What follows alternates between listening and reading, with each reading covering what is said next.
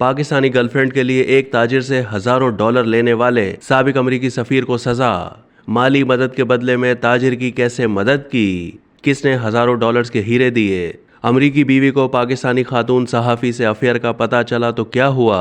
जंग कॉलम में होशरुबा इंकशाफात। रोज़ाना जंग के कॉलम निगार मिर्ज़ा इश्तियाक बेग ने अपने कॉलम में साबिक अमरीकी सफ़ीर के उरूज और जवाल की फिल्मों जैसी मगर तहलका खेज कहानी बयान की है, जिसमें पाकिस्तानी खातून का भी मरकजी किरदार है। कॉलम निगार इस कहानी का आगाज़ करते हुए लिखते हैं कि मैं रिचर्ड ओल्सन ने जब पाकिस्तान में अमरीकी सफ़ीर का ओहदा संभाला तो उस वक्त अमरीका और पाकिस्तान के ताल्लुकात सर्द महरी का शिकार थे। पाकिस्तान एक साल पहले मई 2011 में एबटाबाद में उसामा बिन लादेन के खिलाफ अमरीकी ऑपरेशन और नवंबर 2011 में सलाला चेक पोस्ट पर अमरीकी और नेटो फोर्सेस के हमले में पाक फौज के 24 नौजवानों की शहादत पर अमरीका से सख्त नाला था। ऐसे में रिचर्ड ओल्सन ने अपने 30 साल सिफारती तजर्बे की बुनियाद पर दोनों ममालिक के ताल्लुकात को पहले की सतह पर बहाल किया, लेकिन पाकिस्तान में अपनी तैनाती के दौरान अमरीकी सफ़ीर को गैर इज़्दवाजी ताल्लुकात, गैर कानूनी लॉबिंग और बैरून मुल्क से मिलने वाले तहाइफ ज़ाहिर न करने जैसे इल्ज़ामात का सामना रहा। गुज़िश्ता दिनों अमरीकी अदालत ने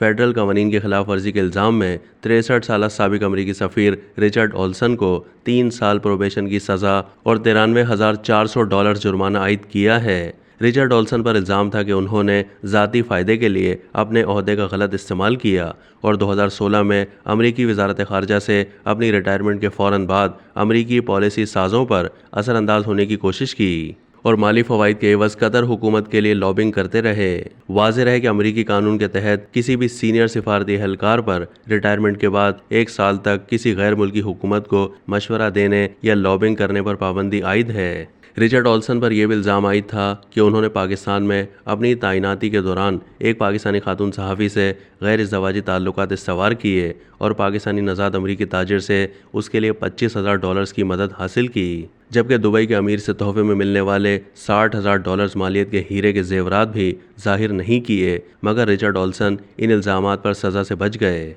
रिचर्ड ओल्सन का शुमार अमरीकी वज़ारत ख़ारजा के सीनियर सिफारतकारों में किया जाता है। वो अपने 34 साल सिफारती कैरियर में पाकिस्तान और मुत्तहिदा अरब इमारात में सफ़ीर रह चुके हैं, जबकि उन्होंने पाकिस्तान और अफ़गानिस्तान में अमरीकी नुमाइंदा खुसूसी की हैसियत से भी खिदमात अंजाम दी हैं। रिचर्ड ओल्सन का केस जब अमरीकी अदालत में ज़ेर समाअत था तो पाकिस्तान का नाम मुख्तलिफ हवाले से तवातुर के साथ लिया जा रहा था और पाकिस्तान दुनिया भर के मीडिया में शह सुर्खियों में रहा, क्योंकि अमरीकी सफ़ीर रिचर्ड ओल्सन ने पाकिस्तान में तैनाती के दौरान पाकिस्तानी खातून सहाफ़ी से गैर इज़्दवाजी ताल्लुकात कायम किए और जिस ताजिर से उन्होंने मुराद और फ़वाइद हासिल किए वो भी एक अमरीकी नज़ाद पाकिस्तानी ताजिर इमाद ज़ुबैरी था। अमरीकी अदालत में साबिक अमरीकी सफ़ीर रिचर्ड ओल्सन ने इस बात का एतराफ़ किया कि उनका पाकिस्तानी खातून सहाफ़ी से रोमानवी ताल्लुक़ था, जिसके बारे में उन्होंने इस्लामाबाद में CIA के स्टेशन चीफ को आगाह किया था, मगर इस्लामाबाद में CIA के स्टेशन चीफ ने रिचर्ड ओल्सन के मौक़िफ़ की तरदीद की।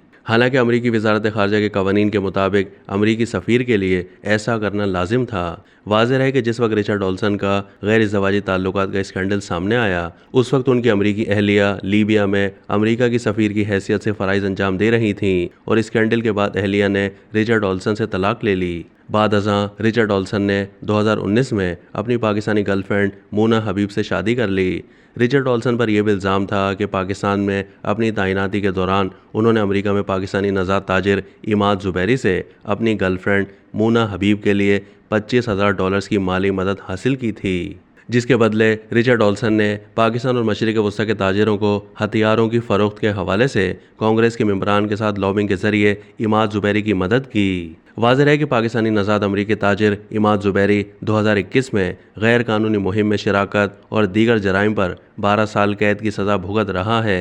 रिचर्ड ओल्सन पर यह भी इल्ज़ाम आयद था कि पाकिस्तान में तैनाती के दौरान उन्होंने लंदन जाने के लिए $18,000 का फ़र्स्ट क्लास टिकट एक गल्फ़ इन्वेस्टमेंट कंपनी से तोहफ़तन लिया। तहम दुबई के अमीर से मिलने वाले $60,000 मालियत के डायमंड सेट के बारे में रिचर्ड ओल्सन का मौक़िफ़ था कि मज़कूरा ज्वेलरी उनको नहीं बल्कि उनकी सास को दी गई थी। पाकिस्तान में तैनात किसी भी अमरीकी सफ़ीर का शुमार सबसे अहम गैर मुल्की शख्सियात में होता है, जिसे मिलना पाकिस्तानी हुक्मरानों के लिए भी एक एजाज़ समझा जाता है और अमरीकी सफ़ीर की भेजी गई तजवीज़ पर अमरीकी हुकूमत उस मुल्क और हुकूमत के बारे में अपनी पॉलिसी तश्कील देती है। साबिक अमरीकी सफ़ीर रिचर्ड ऑल्सन पर लगाए गए इल्ज़ामात और अमरीकी अदालत की जानिब से दी जाने वाली सज़ा को आलमी मीडिया ने 6 सुर्खियों के साथ शाया किया और पाकिस्तान भी आलमी खबरों में रहा। अमरीकी सफ़ीर रिचर्ड ऑल्सन की शोहरत की बुलंदियों से ज़िल्लत की पस्ती तक एक सबक आमूज़ कहानी है, जिससे ये जाहिर होता है कि अमरीका का अदालती निज़ाम बिला तफरीक इंसाफ पर मबनी है और करप्शन पर कोई समझौता नहीं है, चाहे मुजरिम कितना ही असर व रसूख रखता हो। इस तरह अमरीकी अदालत से मुजरिम करार दिए जाने के बाद साबिक अमरीकी सफ़ीर रिचर्ड ऑल्सन का